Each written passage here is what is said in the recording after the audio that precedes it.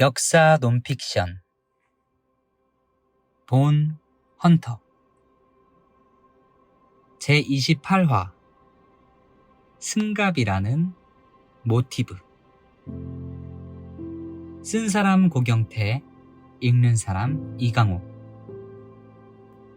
선주가 책임조사원으로 참여한 육군 유해 발굴단은 6년간 지속되었다.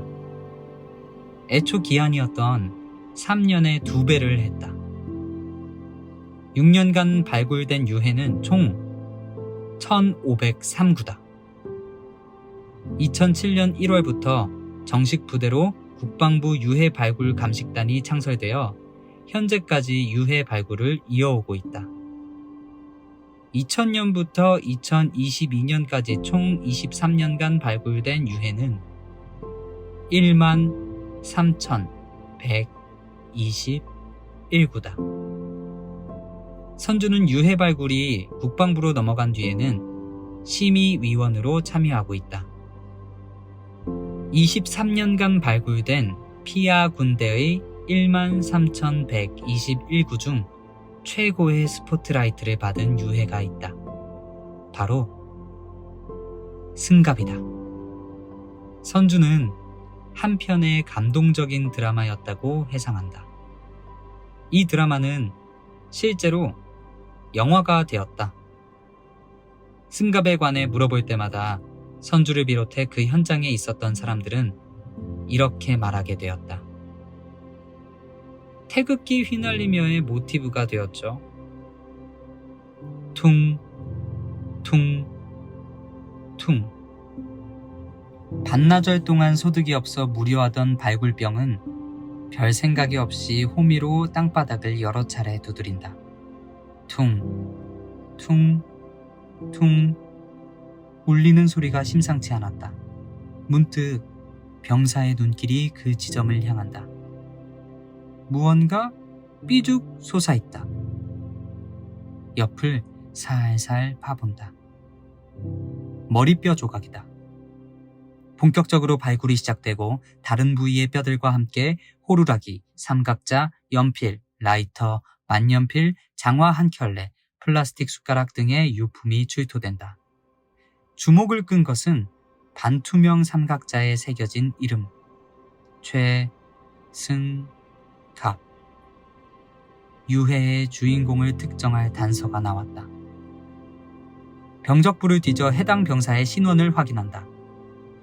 국군 제1사단 17년대 소속 1병 1924년생 전사 당시 26세.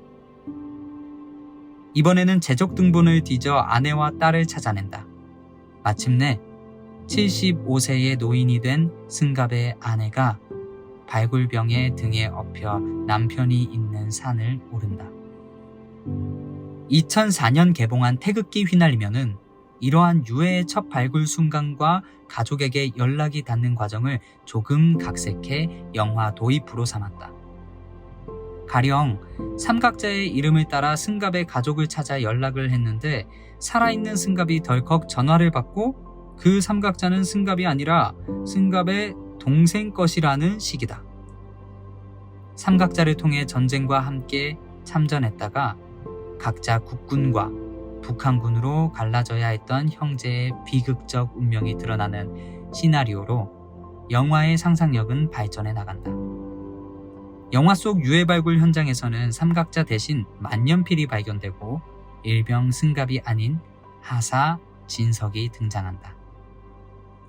승갑은 육군 유해 발굴단의 사업을 널리 알리는데 지대한 공헌을 했다.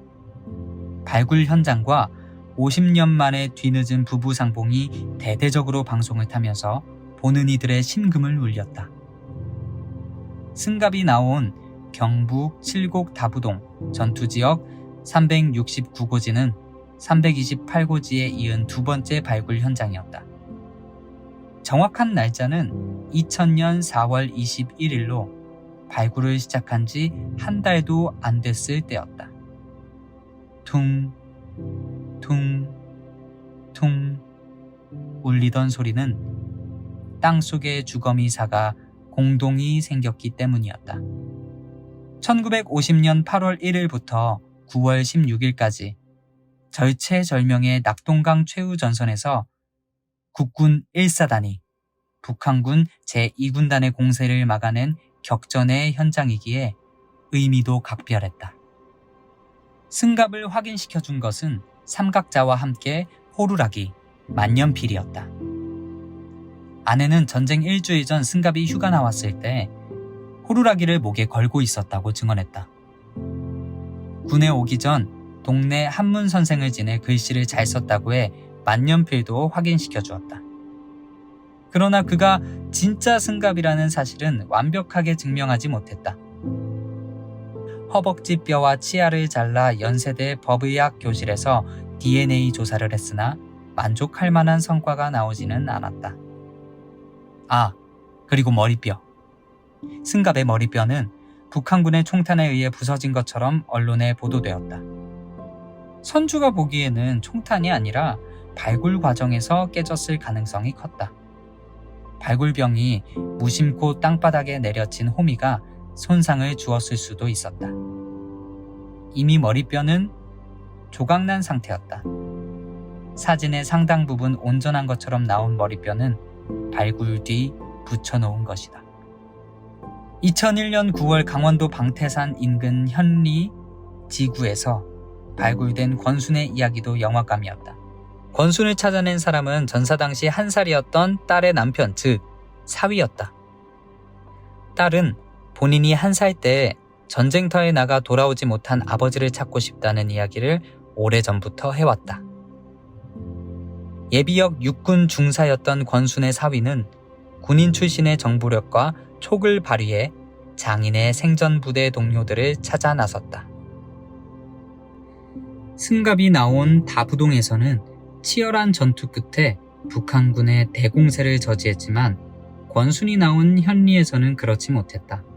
현리지구는 1951년 5월 16일부터 22일까지 국군 3사단 9사단과 북한군 6사단, 12사단, 32사단 그리고 중국군 2개 군이 참전했던 전투지역이다. 그해 5월 14일부터 22일까지 중국군의 2차 충계 공세가 있었는데 여기에서 국군은 16일에서 17일 북한군의 야간 공격으로 지휘체계가 마비되어 결국 패배했다. 권순의 군 동료들은 사위에게 당일 부대원들이 트럭에서 내리다가 적의 공격을 받았고 여러 명이 다쳐 결국 죽었다고 말했다. 한 동료는 자신의 손자가 입대한 근처 부대에 면회차 왔다가 이곳이 본인의 참전지역이라는 사실을 깨닫고 마을을 방문해 주민들로부터 증언을 들었다는 결정적인 이야기를 해주었다. 권순의 사위는 마침내 현장에서 그 증언의 사실 여부를 확인하고 육군본부에 발굴을 요청했다. 권순은 현리 마을 주민에 의해 산기슭 교통호에 묻혀 있었다. 직접 묻어준 사람은 세상을 떠났다. 다만 권순을 묻어준 아버지 옆에서 이를 목격했던 아들이 살아있었다. 1951년 사건 당시 11살이었다고 했다. 집의 창고에서 그 전날 다리에 부상을 입고 숨어 들어온 듯한 병사가 죽어 있었다는 거였다. 고통을 참느라고 손으로 얼마나 땅을 움켜잡았는지 병사의 손톱이 다 빠져 있었다고 했다. 아버지는 뒷산에서 칡순을 끊어와 목에 걸고 군인을 끌어당겨 밖으로 나갔고 이어서 집 뒤 소나무 숲속에 교통호로 밀어 넣었다고 했다. 마을 인근 논밭에는 다른 병사들의 시체도 있었는데 그날 그렇게 아버지가 같은 자리에 묻어준 주검은 세구였다고 했다. 그 아들은 죽기 전 오전에 자신의 집에 왔던 키가 작은 병사가 있었으며 명찰에 붙어있던 이름이 권순이었다는 사실도 기억했다. 흥미로운 일은 권순이 발굴되기 전날 그를 묻어준 아버지가 아들의 꿈에 나타나 이런 말을 했다는 것이다. 내일 누가 찾아올 텐데 찾는 게 위에 있을 것이다. 선주가 교통호를 파헤쳤을 때 돌판 위에 유해 하나가 나왔다. 이를 수습하고 돌을 들어보니 또 두 사람이 나왔다. 꿈대로 맨 처음 나온 사람이 권순이었다. 목격한 이의 기억대로 키가 작았다. 권순은 국군 전사자 유해 발굴에서 가족들이 추적에 나서 찾아낸 처음이자 마지막 경우였다. 승갑은 최초로 신원이 확인된 경우였지만 가족들은 어느 날 50년 만에 느닷없는 통지를 받아 놀랄 수밖에 없었다. 그러다 보니 후유증도 있었다. 승권의 유해는 대전 현충원에서 안장식을 했는데 승갑의 친가 쪽에서 재혼한 아내가 안장식에 와서는 안 된다며 고집을 부렸기 때문이다. 발굴단의 군 간부들이 진땀을 흘리며 설득을 했다. 딸의 노력으로 갈등을 봉합했고 승갑의 아내는 안장 현장에서 어렵게 마지막 한 삽의 흙을 뿌릴 수 있었다. 승갑과 권순 덕분에 육군 유해 발굴단은 세상의 존재의 의미를 강렬하게 각인시켰다. 미군에 비하자면 너무 늦게 태어난 조직이었다. 미군은 한국전쟁 직후부터 유해를 거두어갔다. 육군 유해 발굴단에 6년 동안 발굴된 유해 총 1503구 중 1182구가 국군인데 반해 미군을 포함한 유엔군 유해가 8구뿐이었던 이유였다.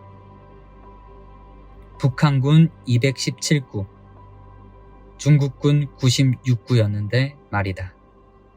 2000년에서 2022년 총 발굴된 13,121구 중 유엔군 유해는 32구.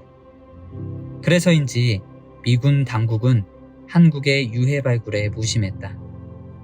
아니, 우습게 봤다.